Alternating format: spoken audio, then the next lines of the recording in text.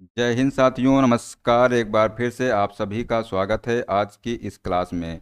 साथियों, आज की इस क्लास में हम लोग आरआरबी एनटीपीसी का जो एग्ज़ाम चल रहा है, तो उसका जो एग्ज़ाम हुआ था 5 जून थर्ड शिफ्ट का, उसमें साथियों जितने भी जीके जीएस के क्वेश्चन पूछे गए थे उनको हम लोग देखने वाले हैं। तो साथियों आइए बिना स्किप किए हुए इस क्लास को शुरू से लास्ट जरूर देखिएगा। साथियों, जिस तरह के क्वेश्चन पूछे गए थे और जो क्वेश्चन आगे आने वाले शिफ्टों में बन सकते हैं, हम जो है उनको इसमें देखने वाले हैं। इसलिए साथियों, जिन भी कैंडिडेट का एग्ज़ाम अभी आने वाले दिनों में है, तो वो लोग साथियों इस क्लास को एक बार ज़रूर देख के जाइएगा। ठीक है, तो साथियों आइए स्टार्ट करते हैं। साथियों, अगर चैनल पर पहली बार आए हैं अगर आप लोग, तो चैनल को सब्सक्राइब कर लीजिए और जो बेल आइकन है उसको प्रेस कर लीजिए, जिससे कि आने वाली सभी क्लास का नोटिफिकेशन आपको मिलता रहेगा। तो साथियों आइए देखते हैं। पहला क्वेश्चन पूछा गया था कि भारतमाला प्रोजेक्ट के अंतर्गत अंतर्राष्ट्रीय कनेक्टिविटी के लिए कुल कितने किलोमीटर लंबी अंतर्राष्ट्रीय संपर्क सड़कें बनाई जा रही हैं। ये साथियों आपसे क्वेश्चन पूछा गया था 5 तारीख का जो एग्ज़ाम था थर्ड शिफ्ट में, उसमें साथियों ये क्वेश्चन आया था। तो इसका आंसर साथियों हो जाएगा इसमें दोस्तों 3300 किलोमीटर लंबी सीमा सड़कें और 2000 किलोमीटर लंबी अंतर्राष्ट्रीय संपर्क सड़कें शामिल हैं। ठीक है, यहाँ पर साथियों आपसे पूछा गया था कि कितने किलोमीटर अंतर्राष्ट्रीय संपर्क सड़कें बनाई जा रही हैं, तो आंसर हो जाएगा साथियों 2000 किलोमीटर। ठीक है, ये आप लोग यहाँ पर आंसर लगाइएगा। साथियों आइए देख लेते हैं और भी जो पॉइंट हैं। भारतमाला प्रोजेक्ट के अंतर्गत सीमा और अंतर्राष्ट्रीय कनेक्टिविटी के लिए कुल 5300 किलोमीटर सड़कों का निर्माण किया जा रहा है। ठीक है, तो ये आप लोग यहाँ से याद रखिएगा। साथियों अगला क्वेश्चन पूछा गया था कि जब आप MS पावर पॉइंट में किसी फाइल को डिलीट करते हैं तो यह आमतौर पर किस में जाता है। ये आपसे साथियों यहाँ पर पूछा गया था, तो आंसर हो जाएगा रिसाइकिल बिन में जाता है। ठीक है, किस में जाता है? रिसाइकिल बिन में जाता है ये। साथियों अगला क्वेश्चन पूछा गया था कि गुप्त काल में ग्रामीण प्रशासन का प्रमुख अधिकारी कौन होता था, तो इसका आंसर हो जाएगा ग्रामीण। ठीक है, ये 4 ऑप्शन दिए थे साथियों। ऑप्शन जो है ऑप्शन जो है भिन्न हो सकते हैं, लेकिन साथियों ऐसा ही क्वेश्चन इसमें पूछा गया था। ठीक है, तो इसका साथियों आंसर लगाइएगा आप लोग ग्रामीण किसका।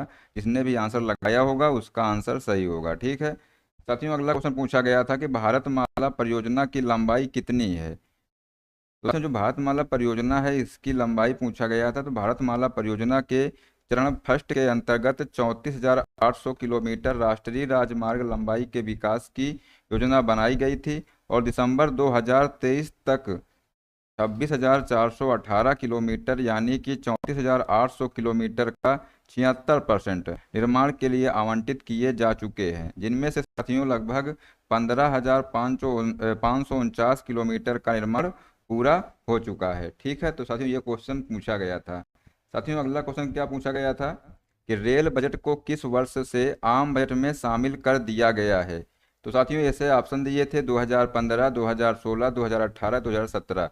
राइट आंसर साथियों इसका हो जाएगा 2017। ठीक है, ऑप्शन नंबर डी इसका आप लोगों ने अगर लगाया होगा तो राइट आंसर होगा। ठीक है, साथियों अगला क्वेश्चन पूछा गया था कि एकलव्य मॉडल रेजिडेंसी स्कूल की शुरुआत किस वर्ष में किया गया था। तो इसका आंसर हो जाएगा 1997-98 में इसकी शुरुआत की गई थी। साथियों ये जो रेजिडेंसी स्कूल है यह योजना जनजातीय मामलों के मंत्रालय द्वारा कार्यान्वित की जा रही है। ठीक है, तो ये आप लोग पॉइंट याद रखिएगा। अगर आपसे पूछा जाए आगे आने वाले शिफ्टों में कि जो योजना है ये साथियों किसके द्वारा जो है कार्यान्वित की जा रही है, तो साथियों याद रखिएगा जनजातीय मामलों के मंत्रालय द्वारा इसको कार्यान्वित किया जा रहा है। ठीक है, तो ये क्वेश्चन आप लोग याद रखिएगा।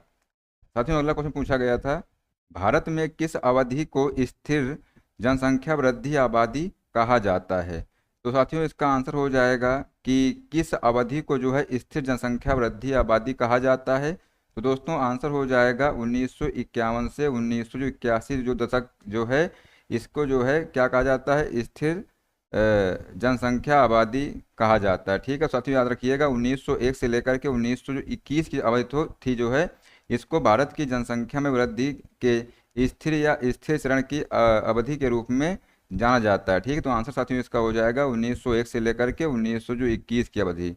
साथियों यहाँ पर यह भी याद रखिएगा, अगर आपसे पूछा जाए कि बताइए किस दशक को जो है भारत में जनसंख्या विस्फोट आबादी के रूप में जाना जाता है, तब साथियों आप लोग याद रखिएगा 1951 से जो 1981 का जो दशक है। ठीक है, क्योंकि साथियों देश की आबादी में उच्च प्रजनन दर का अनुभव करते हुए मृत्यु दर में तेज गिरावट का अनुभव किया है।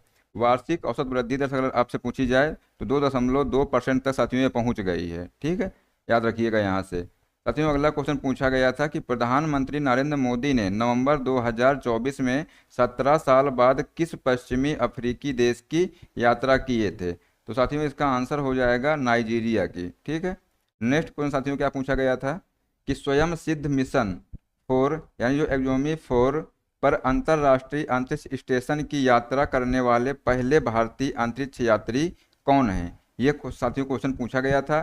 तो इसका आंसर साथियों अगर आप लोगों ने लगाया होगा शुभांशु शुक्ला, तो आपका जो आंसर है सही है। ठीक है साथियों, अगला क्वेश्चन पूछा गया था कि 2024 के लिए भारत की शिशु मृत्यु दर कितनी है?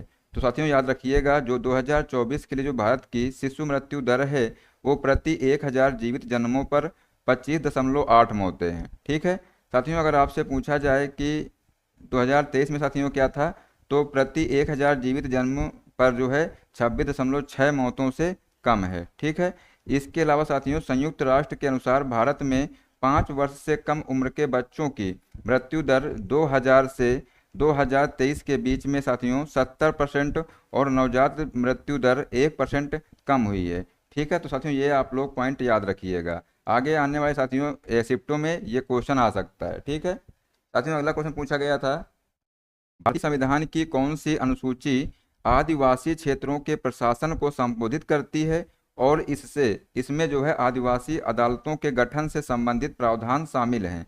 तो साथियों जो 5वीं और 6वीं अनुसूची है इसमें साथियों आदिवासी क्षेत्रों के प्रशासन और अनुसूचित जनजातियों के अधिकारों से ये संबंधित है। कौन सी अनुसूची? तो 5वीं और 6वीं। आइए साथियों देख लेते हैं, जो 5वीं अनुसूची है इसमें अनुसूचित क्षेत्रों के प्रशासन और नियंत्रण से संबंधित प्रावधान शामिल हैं। यह राष्ट्रपति को कुछ क्षेत्रों को अनुसूचित क्षेत्र घोषित करने का अधिकार देता है जहां प्रशासन और विकास के लिए विशेष प्रावधान लागू होते हैं। ठीक है साथियों, वहीं पर बात की जाए 6वीं अनुसूची की, तो असम, मेघालय, त्रिपुरा और मिजोरम राज्यों के जनजातीय क्षेत्रों के प्रशासन से संबंधित है ये। और साथियों यह इन क्षेत्रों में स्वायत्त जिला परिषद की स्थापना की अनुमति देती है जो इन क्षेत्रों के प्रशासन में अपनी भूमिका निभाती है। ठीक है, तो साथियों ये पॉइंट आप लोग यहाँ से याद रखिएगा। 5वीं अनुसूची में क्या है, ये साथियों अनुसूचित क्षेत्रों के प्रशासन और नियंत्रक से संबंधित है। और साथियों जो 6वीं अनुसूची है ये असम, मेघालय, त्रिपुरा और मिजोरम राज्यों में साथियों जो जनजातीय क्षेत्र के प्रशासन से ये संबंधित है। ठीक है, तो साथियों ये आप लोग यहाँ पर याद रखिएगा। साथियों अगला क्वेश्चन पूछा गया था ऑपरेटिंग सिस्टम में कर्नेल का मुख्य कार्य क्या होता है?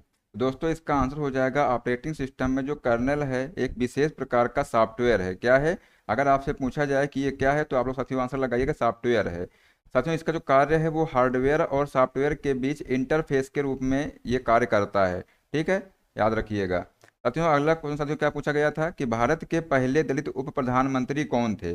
साथियों जो बाबू जगजीवन राम थे ये जो है भारत के पहले दलित उप प्रधानमंत्री थे। उन्हें बाबूजी के नाम से भी जाना जाता था। और साथियों उन्होंने भारत के उप प्रधानमंत्री के रूप में 24 जनवरी 1979 से 28 जुलाई 1979 तक साथियों ये इन्होंने कार्य किया है। ठीक है, तो ये भी साथियों पॉइंट आप लोग याद रखिएगा।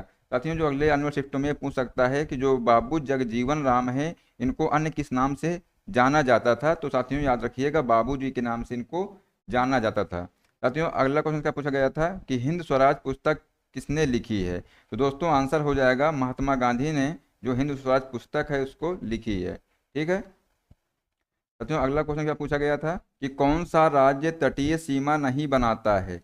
तो दोस्तों ऑप्शन दिए थे राजस्थान, गुजरात, आंध्र प्रदेश और उड़ीसा। साथियों बात की गई तटीय सीमा की। अगर स्थलीय सीमा की बात की जाए तो साथियों जो स्थल से जो संबंधित सीमाएं होती हैं उसको बोलते हैं स्थलीय सीमा। लेकिन साथियों जो समुद्र से संबंधित जो लगे सीमा होती है उसको बोलते हैं तटीय सीमा। तो दोस्तों जो राजस्थान है और जो गुजरात है, तो पूछा गया है कि राज्य जो है तटीय सीमा नहीं बनाता है। तो दोस्तों जो राजस्थान है ये जो है तटीय सीमा नहीं बनाता है। याद रखिएगा ऑप्शन नंबर ए दोस्तों इसका राइट आंसर हो जाएगा। ठीक है साथियों अगला क्वेश्चन क्या पूछा गया था कि गति की विमीय सूत्र पूछा गया था। तो साथियों इसका जो गति का विमीय सूत्र होता है वो क्या होता है? L1T-1। ठीक है, याद रखिएगा L1T-1 साथियों ये जो है गति का विमीय सूत्र होता है, इसको आप लोग याद रखिएगा। साथियों यहाँ से याद रखिएगा एक पॉइंट और, कि जो गति का जो एसआई मात्रक अगर आपसे पूछा जाए तो क्या होगा, मीटर प्रति सेकंड साथियों इसका एसआई मात्रक होता है। ठीक है, ये आप लोग यहाँ से याद रखिएगा। साथियों अगला क्वेश्चन क्या पूछा गया था, नुआखाई त्योहार कब शुरू होता है। तो साथियों जो नुआखाई त्योहार है, याद रखिएगा इसको कहाँ मनाया जाता है, तो उड़ीसा के लोगों द्वारा साथियों इसको मनाया जाता है।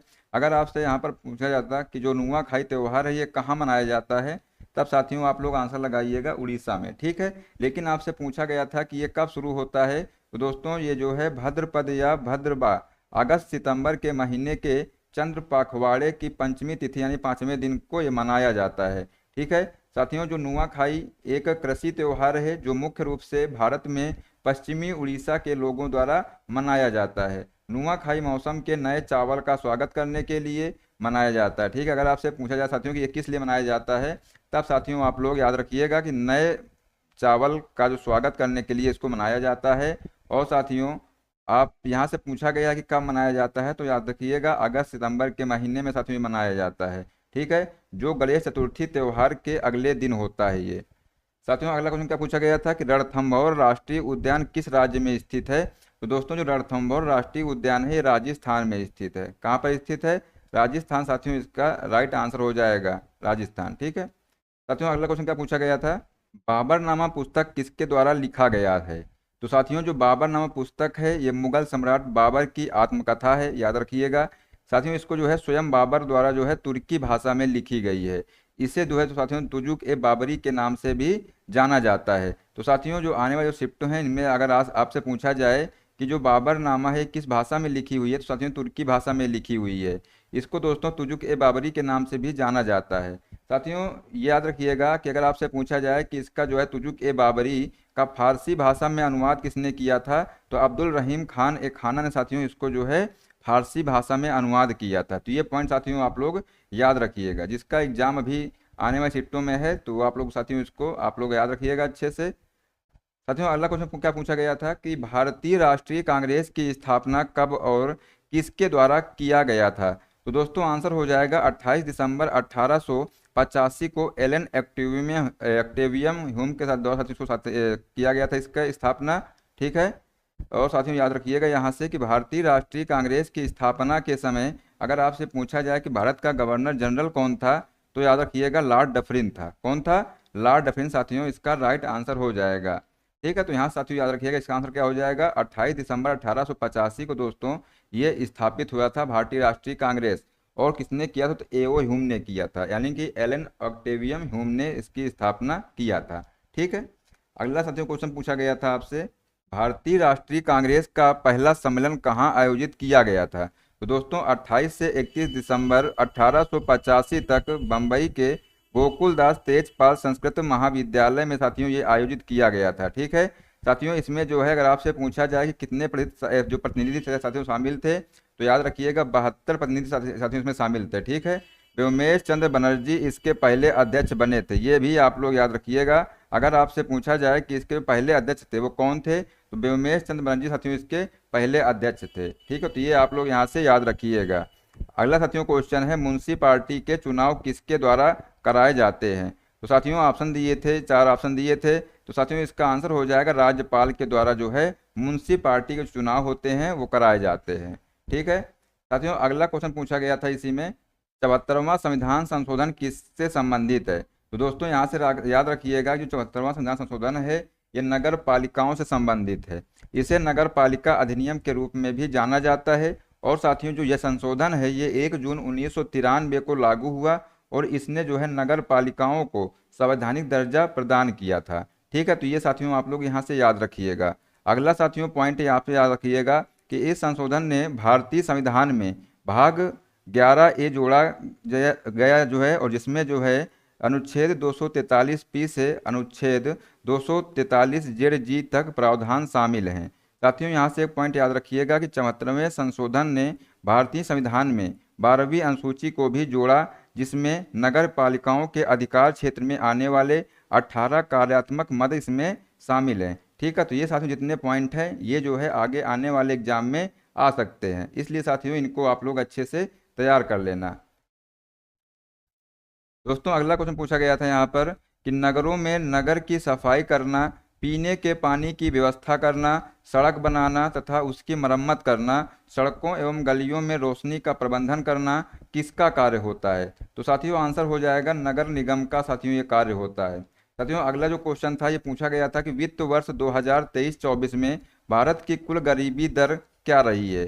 साथियों जो एसबीआई रिपोर्ट के अनुसार साथियों यहाँ पे पूछा गया था, तो इसका आंसर जिसने लगाया होगा 4% से 4.5% के बीच, तो साथियों इसका उनका जो है ये आंसर राइट होगा। ठीक है, याद रखिएगा ऑप्शन नंबर सी दोस्तों इसका करेक्ट आंसर हो जाएगा। साथियों अगला क्वेश्चन पूछा गया था कि 16 वन कहाँ पाए जाते हैं? तो साथियों जो 16 वन हैं ये जो है पश्चिमी घाट में पाए जाने वाले उष्णकटिबंधीय मोंटेन वन हैं। 16 घास के मैदान में साथियों जो बौने पेड़ या घास के मैदान होते हैं। तो साथियों ये भी पॉइंट आप लोग यहाँ से याद रखना। साथियों अगला जो क्वेश्चन था वो पूछा गया था कि नगरों में नगर की सफाई करना, पीने के पानी की व्यवस्था करना, सड़क बनाना तथा उसकी मरम्मत करना, सड़कों एवं गलियों में रोशनी का प्रबंधन करना किसका कार्य है? साथियों ये क्वेश्चन ऊपर आ चुका है। साथियों इसका आंसर हो जाएगा नगर निगम का ये कार्य है। ठीक है साथियों जो अगला क्वेश्चन था, MS पावर पॉइंट में टैब की का प्रयोग मुख्य रूप से किसके लिए किया जाता है? तो साथियों जो MS पावर पॉइंट में टैब की होती है इसका प्रयोग मुख्य रूप से जो है टेक्स्ट को इंडेंट करने, स्लाइड पर ऑब्जेक्ट के बीच नेविगेट करने और तालिका सेल के अंदर टेक्स्ट को इंडेंट करने के लिए जो है इसका उपयोग किया जाता है। साथियों नेक्स्ट क्वेश्चन पूछा गया था कि कुचिपुड़ी किस राज्य का शास्त्रीय नृत्य है? साथियों आंसर हो जाएगा आंध्र प्रदेश। ठीक है साथियों जो अंधे लोग होते हैं वो कच्ची पूड़ी नहीं खाते हैं या वो कच्ची पूड़ी खा जाते हैं। ठीक है क्योंकि उनको दिखता नहीं है। तो साथियों ऐसे जो है आप लोग याद कर सकते हैं इसको ट्रिक से। ठीक है साथियों एक बार और याद रखना यहाँ से एक बात कि जो भारत में 8 शास्त्रीय नृत्य हैं कौन कौन से, तो जिन्हें संगीत नाटक अकादमी द्वारा मान्यता प्राप्त है, और इन शास्त्रीय नृत्यों में भरतनाट्यम, कथकली, मोहिनीअट्टम, कथक, मणिपुरी, कुचिपुड़ी, उड़ीसी और साथियों जो सत्रिया, ये साथियों क्या हैं, ये 8 शास्त्रीय नृत्य हैं, इनको भी आप लोग याद रखिएगा। साथियों अगला क्वेश्चन पूछा गया था जमीन संपत्ति से जुड़े मामले कौन देखता है? साथियों ऑप्शन दिए थे दीवानी न्यायालय, फौजदारी या राजस्व न्यायालय। साथियों एक ऑप्शन और था वो जो है जो रहा होगा। ठीक है वो जैसे बच्चे ने इसको क्वेश्चन भेजा है तो उसमें जो साथियों ने 3 ऑप्शन भेजे हैं। तो दोस्तों इसका आंसर हो जाएगा संपत्ति और जमीन के रिकॉर्ड और दस्तावेजों का जो प्रबंध है और रखरखाव जो है राज्य सरकार के राजस्व विभाग द्वारा किया जाता है। साथियों जो जानकारी जो है जमीन की बिक्री या खरीद से संबंधित मामलों में मदद करता है। भारत में संपत्ति विवादों का निपटारा आमतौर पर सिविल अदालतों में किया जाता है जिसमें जिला न्यायालय और उच्च न्यायालय शामिल हैं, तथा साथियों जो सर्वोच्च न्यायालय है, सर्वोच्च न्यायालय में अपील की संभावना भी होती है। ठीक है तो साथियों ये पॉइंट भी आप लोग याद रखिएगा। साथियों अगला क्वेश्चन पूछा गया था और साथियों ये जो है लास्ट क्वेश्चन है, अनुच्छेद 72 में क्या है, ये साथियों क्वेश्चन पूछा गया था। तो दोस्तों याद रखिएगा जो अनुच्छेद 72 है भारत के राष्ट्रपति को क्षमादान देने, सजा को कम करने या निलंबित करने की साथियों जो शक्ति है साथियों अनुच्छेद 72 में दी गई है। ठीक है तो अगर आप लोगों ने साथियों जो लगाया होगा आंसर तो आपका आंसर सही हो जाएगा। ठीक है साथियों हम मिलते हैं नेक्स्ट शिफ्ट में जो क्वेश्चन पूछे गए थे उनको हम लोग देखने वाले हैं। ठीक है जय हिंद, जय भारत, वंदे मातरम।